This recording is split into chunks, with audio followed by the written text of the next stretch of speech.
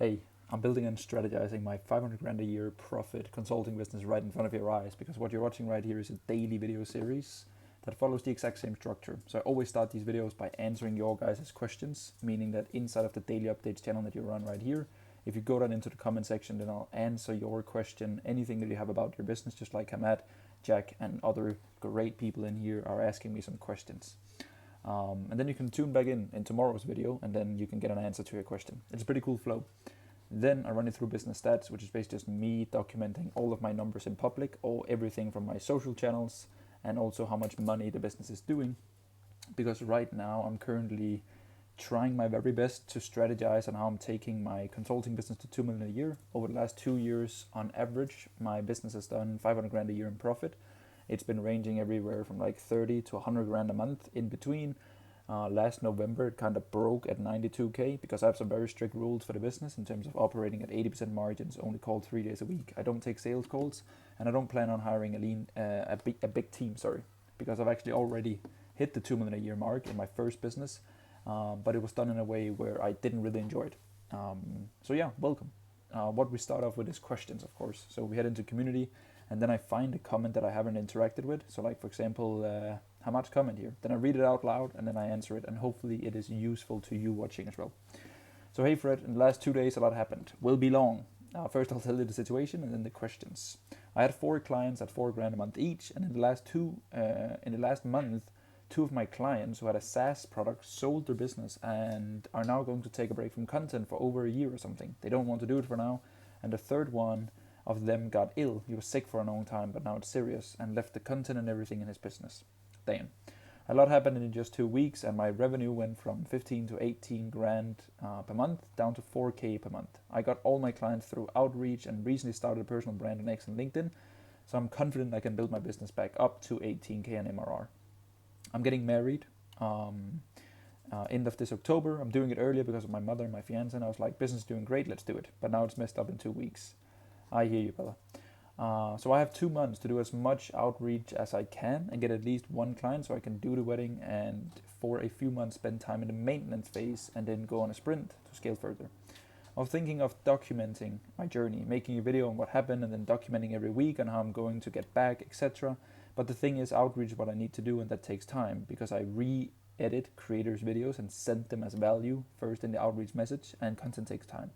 Should I do it now or not, and what should I do in this situation? I know your business is a little different, but your mentality and way of looking at business is so strong. Would be great to know what I can do. By the way, most editors I've seen are doing this method too, so I'm sure it'll still work since it did for me every time. The only downside is that it takes a lot of time. Hamad, thank you for being honest and sharing this with us. I think everyone can relate to having down periods in business, and I think this is an incredible learning for you that business does not always go up, business is unpredictable, and business can hurt, right? And that's how you learn it. Like, I think all of my biggest learnings came from not the wins and the record months. It always came from the down periods where you realized that business wasn't that as easy or as how you thought it would be. So it's very normal, brother. But as you said it very well yourself. The way that I see business is that I see it as a ladder. So like, once you've climbed the ladder every time, you can fall down the ladder, right? That is very possible, and you do it all the time. But because you've climbed the ladder once, you know deep within yourself that because you've done it once, you can do it again. Because you can just look at the exact steps that you took in order to climb the ladder, right? And that's the most beautiful thing about business, is that sure, you can drop a few steps down, but you have proven to yourself that you can always take a step up the ladder if you are willing and able to do the work that it took for you to get to that point of the ladder. So I think that's the most important mental shift that you can have in this period, brother, because it is hard, especially like business is easy and your personal life is easy, but your business becomes hard when something in your personal life is wrong, and your personal life can also be hard when business is wrong. So this, where you now have some pressure personally and business is dipped, that is usually where most people start to stress out and get a bad relationship with their business. And it's where most people completely vanish out of the space and do something else because they wasn't geared for it. Which is sad, because like, you shouldn't let one bad experience knock you out, but that one bad experience can be like 10x kind of because there was something in your personal life. So I think, brother, with this in mind, I think you put it pretty well.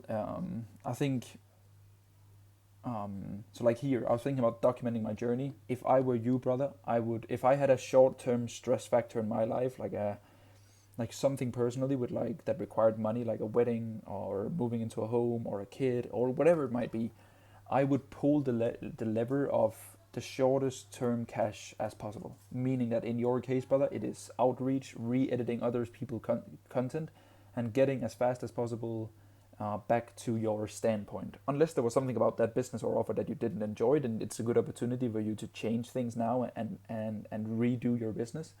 But with that personal factor in mind of a marriage and a wedding, I would definitely do everything that you can do, brother, in order to get clients on the short term, which it seems like you have a method for. And then if you have more time and if you have more energy, then I would do long-term things, which could, for example, be personal branding, content, documenting the things that you do, etc.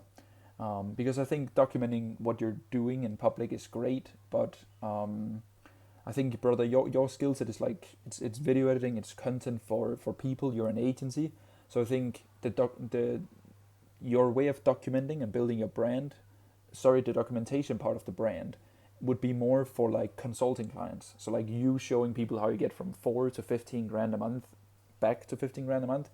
That would be great for like consulting other video agencies and upcoming video editors and these kind of things, where to get clients in your agency, it's really just the quality of your work and making sure as many people see the quality of your work. So if you are going to do and build your brand on like X and YouTube, with the goal of getting clients in your agency, I would focus really on your skill set rather than the journey, if that makes sense.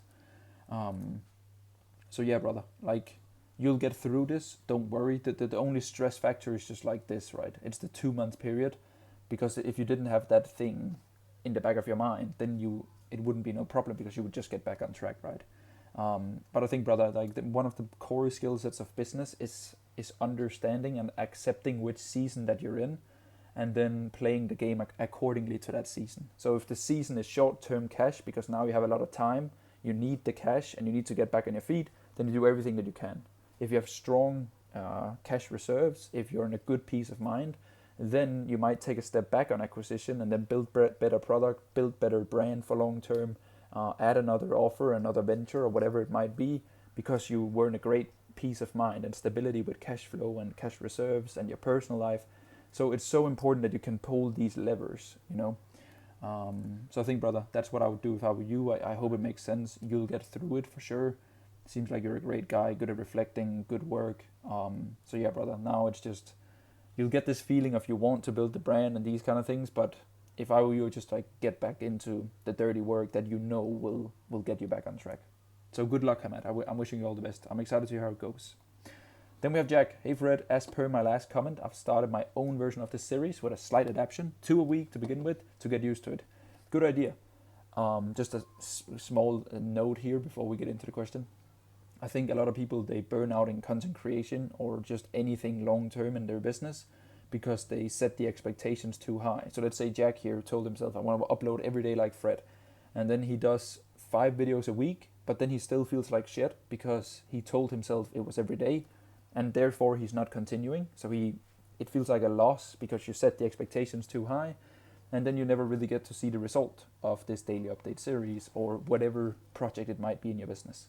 So instead, you set the bar low, right? It's like habits. So like you set the bar a little bit lower, and then you prove to yourself that you can stick to the habit for like, let's say 2 to like 3 weeks. And then you go to 3 uploads a week, and then you stay here for the same time horizon, and then you jump, and then you jump, and then you jump.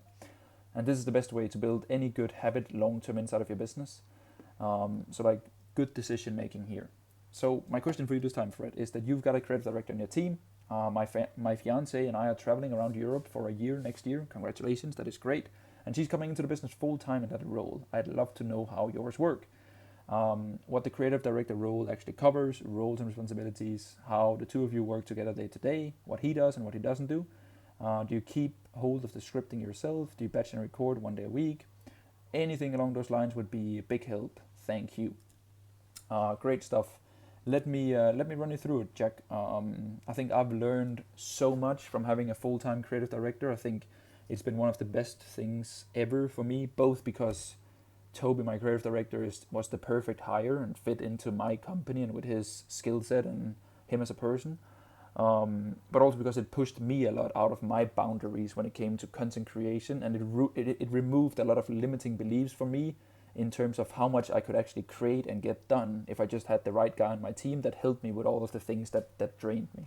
So first of all, it's incredible that you have your fiance to help you with all of these things. So yeah, the creative director role for Toby here, the way that it works is that if I were to describe it in one sentence, is that I write a lot of stuff down, and I usually do it in a notebook. And I told Toby that his main job is to make sure that everything that I write in that notebook makes it onto the internet in a really cool way that reflects my brand and my values and my personality and the clients that I want to attract in my business and the brand that I want to build. So that's like the very short summarization. So that means that I still write all of the content myself, because that's the number one thing that you may never outsource. It is your voice, it is your way of thinking, it is your way of doing, it is your way of articulating, it is your ideas. That is at the end of the day what you and I are paid for, Jack. It's that you and I are in the ideas business.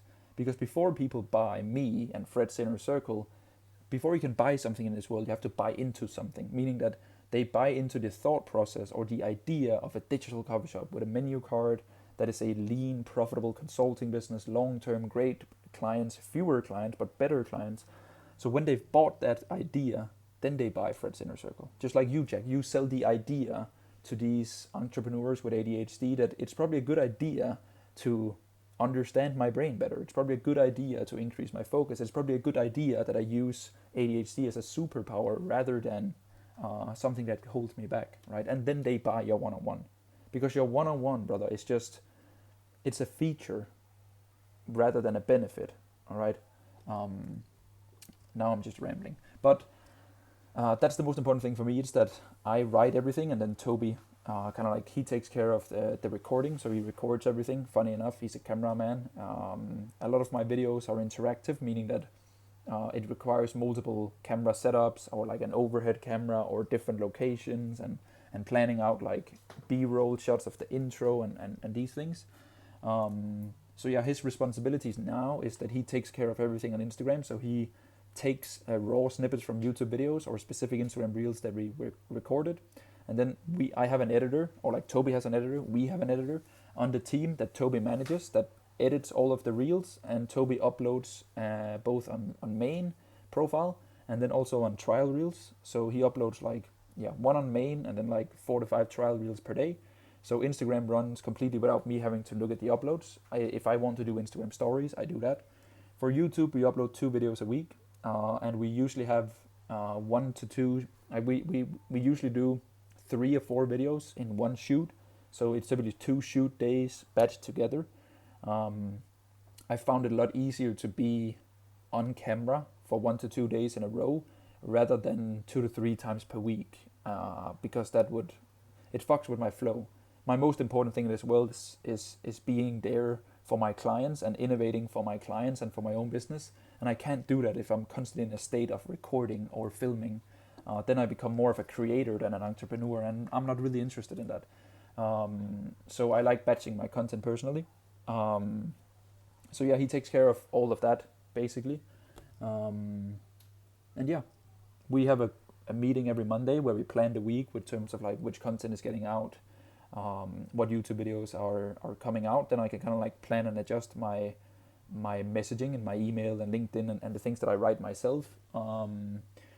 And then I can kind of like also, if there's anything we need to do in terms of intake and spots available and clients I'm looking for, or if I'm planning a workshop. So usually we do like one meeting every month where we plan the month, and then we do every Monday to plan the week, just so that I know what's going on. If I want to add something, if I have a post myself I want to throw up, for example, my dog turned 1 year old like 3 weeks ago, so that required a slide post from my end. But yeah, other than that, it's a very flexible role where I don't really care how long Toby spends, as long as it's just good videos and we keep all deliverables, then I'm happy. And now, my whole goal was to get this evergreen flow up and running, and now I feel like we're very close to having that flow really dialed in, and then I want to start doing bigger projects and bigger videos and like really do something creative and cool in this world, because I'm starting to have the cash flow and also cash reserves and also the time and energy and like the mental bandwidth for it while my business is running, because I think that will benefit me tremendously, but most importantly my clients, by like leading by example in terms of turning things up a notch when it comes to the brand. So yeah, I hope that makes sense. It's a full-time role. He gets paid, on average, he gets paid like 5.7 to 6 grand a month. Yeah, he's full-time on me and my brand. It's his role. So yeah, that's what he does. It's incredible. I can highly recommend it. And we are now, people, 15 minutes into the Q&A. So I will, yeah, that's it. I'll take the remaining questions tomorrow. And if you have any questions, just ask, of course. Next thing on the agenda is business stats. So this is the sheet that I fill out, and we start with a daily update. So it's on 655. There we go. Oh, I'll put a new date here. There we go. Then we have the main YouTube channel. Let us see. 9199. Very nice. And the Instagram is at 26,060. Very good. And the newsletter is at same as yesterday.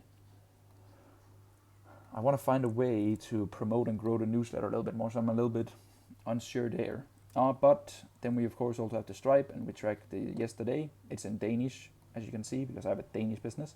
But yeah, it is the same as, oh, there we go, 1,550, a spot in, yeah, a monthly payment for Fred's Inner Circle, basically, a payment plan. Very good. For strategy, not a lot, to be fair. I'm trying to take some time off these days because I'm in Greece with my girlfriend. So I'm not working too much on the business. I had a lot of client calls yesterday and a workshop for all of my clients on copywriting. I made a copywriting handbook for like all of my 32 best tips for writing good copy. So that was a fun exercise. It's something that I've spent the last few weeks on creating this like book, because I believe that copywriting and writing especially is like the backbone of everything that you do. Like creating an offer is like writing a good offer. It's like a YouTube video, writing a good YouTube video. These kind of videos, like it's me speaking, but like I've realized that I get a lot better at speaking by writing because I know how I articulate myself and the words that I use and how I want to be perceived and just like how I think. Gives you a lot of clarity as well. So like, yeah. And then I had some calls, and then today was completely off, just like answering clients that I always do. So yeah, tomorrow I'm traveling home, and then I'm back on track. I have a lot of ideas for the business and things that I want to implement. Had a really good call with Toby today as well. So I'm just excited to show you some more strategy elements moving forward because there are some things that I'm changing and redoing. So yeah, that's going to be exciting. But also, just like Hamad is in a season of short-term cash, I was kind of like, this week for me was more about reflecting and just like taking a little bit of time off, and yeah, then we're back on our feet. But hey, we're still consistent with this thing here because I enjoy it. So thank you for watching. Ask any question you might have, and we see each other tomorrow.